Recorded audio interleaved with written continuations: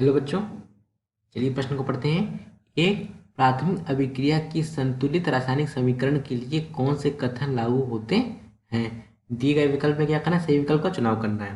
तो चलिए बच्चों, देखते हैं मुख्य अवधारणा।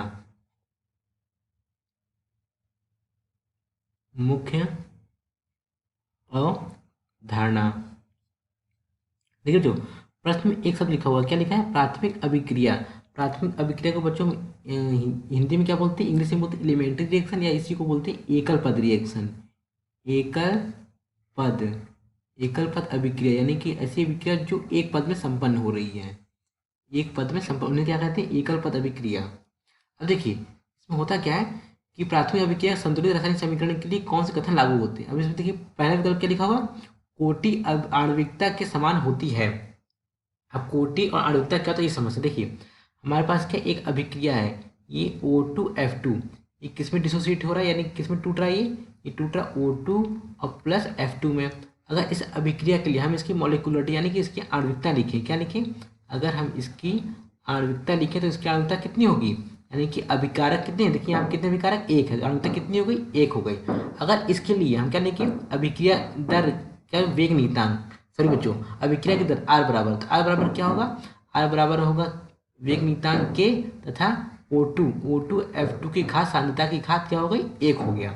ये तो हमारी को एक अभिक्रिया। अब देखिए दूसरी अभिक्रिया मान लेते हैं, हमारे पास क्या है? दूसरी अभिक्रिया क्या? 2HI ये किस में विभाजित होगा? ये विभाजित होगा H2 और प्लस I2 में विभाजित होगा। अब इसके लिए अगर इसकी आणविकता लिखी, यानी कि इसकी क्या लिखें? मॉलिक्यूलरिटी लिखें, इसकी आणविकता कितनी होगी? इसकी आणविकता कितनी होगी? होगी 2 होगी।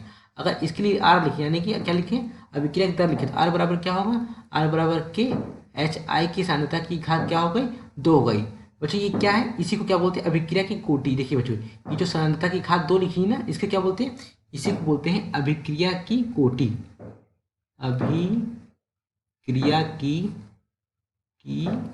कोटि कहते हैं। क्या कहते हैं? अभिक्रिया की कोटि कहते हैं। अब इसको भी क्या कहेंगे? इसको भी क्या कहेंगे? अभिक्रिया की कोटि। अभिक्रिया की कोटि कहेंगे।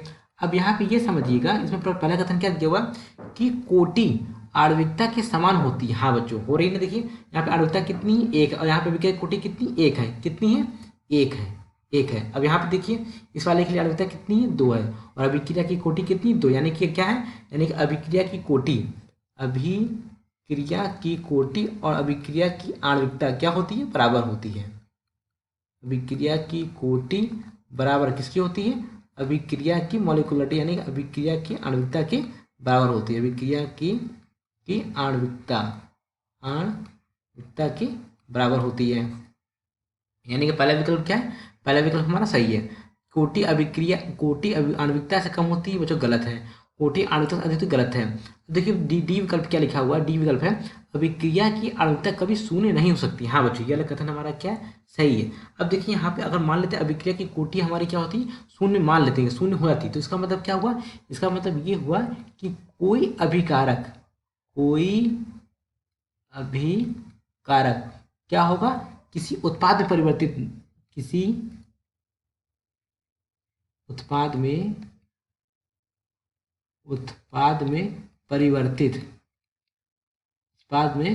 परिवर्तित होने वाला नहीं है।